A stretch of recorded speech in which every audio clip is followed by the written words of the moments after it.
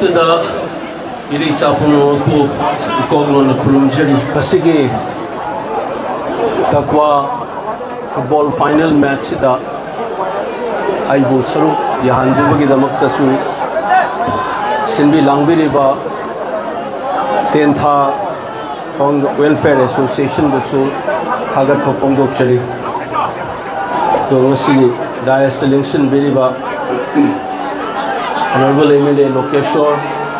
Honorable MLA Suju Kumar, ex-Minister Dr. A.M. Naresh Singh, Amadi Hemanta Singh,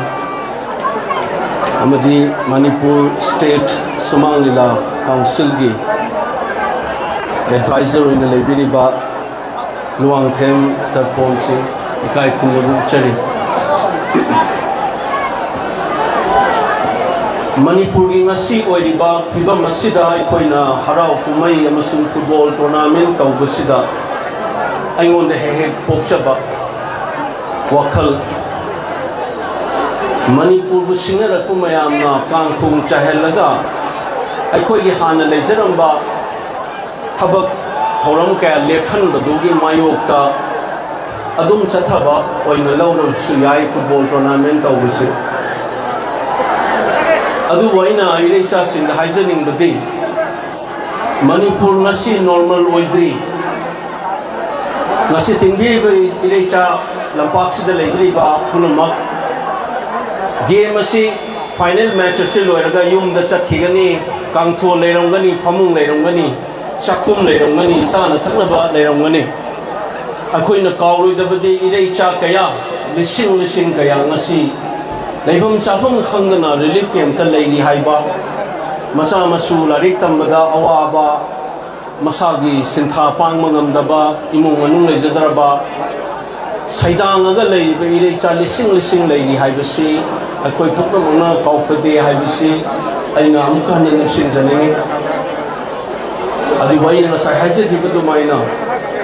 akoi gi sadaran oine hingamba punsi da thugairaga punamak kangkrong chahan badusu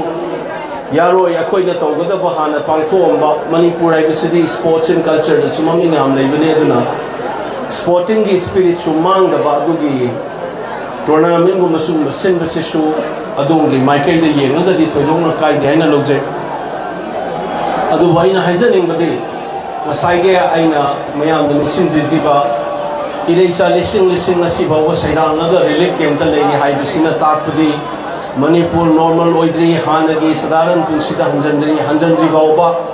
aikoi the singer rakliba Manipur buthubai gi hola rakliba manungi khuraki ina lai sabu oibi ai mapan dagi changat permito oibi ai anima akoi mayuk na ba haibasi kaudaba bai football dagi akoi na tamjaninga oiba pot amusu akoi ngasi thengnari ba lanfam asiga mari leina ba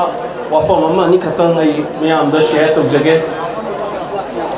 football sanaba matamda rule and regulation lei FIFA gi rule semi ani subada sanari ba sa ai gi adversary ori bai go opponent se kamaina mai thi ba pi ga dage ai na honaba matamda team spirit ama changi midfield ta pangtho kadaba striker na pangtho kadaba matawdang full back na pangtho kadaba matawdang goalkeeper na pangtho kadaba matawdang tongan laga su team mo ina sanaba matamda coordination taraga magi assign mauda pilai ba matawdang do kunna pasan pangtho ba niyom kanun ngak na leini ba FIFA na seme ba rule dugi matung ina sanaba ngama ba madu bomba team duna khatana discipline jawra sanara ko matamda football do ka ga dori bini team mo ina miyam na thagat na ga dori bini discipline jawra traba rule and regulation electra badi ngasi akhoni yengne ba football je khanna chaina ba yaudna angam khudan araba natraga forward ta sanari ba players sing sina makoi na pass over da masa gi oi jabada khallaga tawna radi akoi game su nungai ro yeng bada aduga High team dugi my partner ki chance yamna nengmali aina haisening bade Manipur ki ngasi thengnari ba akhoi da singer ibase masa थेंगना होना बदा team spirit अमा चंगी journalist न तौगदबा मथौ CS न तौगदबा मथौ politician Singh न तौगदबा मथौ मागी सिपाही न तौगदबा मथौ मयाम सिकी कोऑर्डिनेशन मागी मथौ रो म चंगे अदु नतना अमगा करेम कथाई नदना गोलकीपर द लक्ना बोय करी बोय नंगी दुना यागदरा का हेल लंग गुंबा आई तौरीब थबक सिन म हेले न खलाबा थक्सी खासी डिसिप्लिन यावरक्त्रबा नियम कानून चल पथाप चलक्त्रबदी गेम जु येंग नुंगाई रोय अदुगा इंग सा हाइजबदो सानरीब गेम सु मोय माय पाक नमोय अन मणिपुर इंग से थेंगरी पे इरांग सिदा कोइन उगदबदी मणिपुर खुलाए बसे मसी टीम मोइन सानब म चंगे कोइ के मायों नब मतंदा थक्सी खासी वंगंग संगांग दुब म चंगे माना पांथोकदबा एमएलए न तौगदबा मथौ एमपी न तौगदबा मथौ मसक खंग म चंगी अमसुंग खंगी बा मागी मथौ दांग पांथोक म चंगी अदु नतन मिंगोंद करेम कथाई नदना ngang bagi hauna lonchet yaudaba mama gi angang thong pa laga ngang bagi habit ji manipur yam kan to khalak gi mami yam chauna tai mase manipur gi khunai gi khwai gi son ba akhoi bu maithi ba oigada ba adugumba lamchat chazat amani haibasi ai miyam da amu an ne sing jadenge masine ko na football lagi tamdorisi team spirit ese kaino discipline ese karino rule in raga leba ese karino haibasi खुनाय मोइने Hinge हाइरबदी चना पथा थक्सी खासी वंगंग संगांग मथौ ताई हनक मियाम न याम ngang nei irang tholak pada ana ba pukhat pada ngang nei ba wangang sangang yum da change tau da ngang wangang sangang se lu da ba yam tau re ta oi na mem saw nei ke gino da mai tai ko ba khoni furup se maroi na wangang sangang yam na lu ba thakshi khasi yam na lei ba yam na awang ba thaki lei ba furup ne na lo na ba ne du bo हंदक की इरांग थोलक पसिदगी सु खरे हेंजलक माने Phong वंगांग संगांग उना दबी मिंगोन the एत intimidation तौदना तौबगी habit Tuni मयाम न थेंगरी दो हंदक सु मसे अखोइन निंगसंग गदबा आइना सो हजन ना आइना आ भोट में लेतिंगी ममांग दगी हाइजबा मिन सेना खंगरबा वानी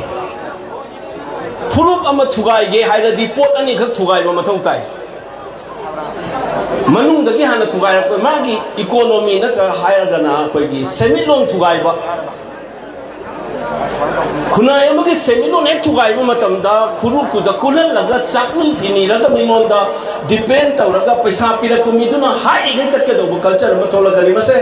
ग्लोबल की लेवल यंगा सो इंटरनेशनल फाइनेंशियल इंस्टीट्यूशंस इन IMF वर्ल्ड बैंक कुमना पैसा पिरगा इंडिया गुम लेपा अदगी नतगा चाइना ना श्रीलंका दा पैसा तप तम थादा लगा मोइना हाइबगी तौहलिसे सुमाई तौदना मसागी सेमिलोन यावजदबा मिंगोंदगी नीरगा चाबो खुनाय मो हेंगे आइबदारदी खुनाय गुम मुथन बसिन मनेबा अन सेमिलोन थुगाय बाइसे खुनाय मबु मुथन नबगी अचौबो लालोंग मने बसि मियाम न कौबिगनु अनि सुबदा फुरुम अमा थुगाय गे हाइरदी चना पथा मागी कल्चर मागी इना तुना nga इनेबा अखोई कना नोइस वांगांग ब खोटपदा अखोई द नंग मा हाइबदा साउनरिनी नॉर्थ इंडिया दा हाइबगा जी द ममिन द नफौ दगदि मि सितब सिंगेना सिगी कल्चर सिन ने अखोई द ngasi फिजे चकचा अदगी अखोई रिचुअल लेरिबा लुहोंबगी सीबा नाबगी ता कर्मदा थवरन मे पांथोकपदा सनरिबा अहल नमद करी nganगनी नहा मद कर मायना nganगनी नुपी मद करी व्यवहार चकनी अहल नमद करी तौगनी हाइबा मदुगी कल्चरल फैब्रिक हाई इंग्लिश ता अखोई की कबोक अमा ताबद चुहीना नपल लगा ताबगु मदुनी मी मयाम से कबोक मरु मयाम दो सागी चुहीना नपदु मायना कल्चर रे बसिना नपसल लगा सारका नने बखोइना खुनाय मोइना हिंगिमिस मदुगी चन्ना पथा हौना लोंचक थक्सी खासी यावरत्रबा हाइबसे खुनाय दो सागी कबोक तो की चुही लौथोगा थुगाइना बसिन बने से मैम काउइदनो मसीगा लोइना अहुम सुबदा एक्सटर्नल लगी लापा अखोइगी मपान लगी लापा forces सिंसिना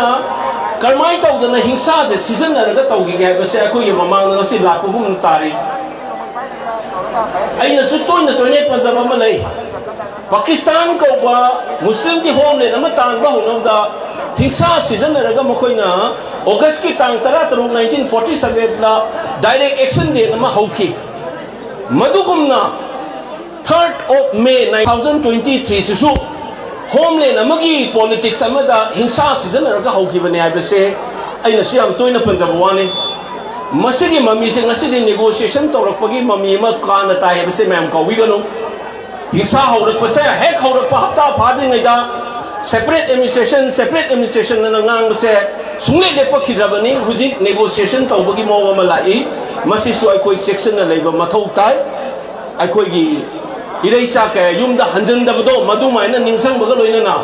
tawna rei ba negotiation se irang se kamai na sagal laga kamai tawbi banoi ba se ai koi masi kaw da ba section na leiba ma changi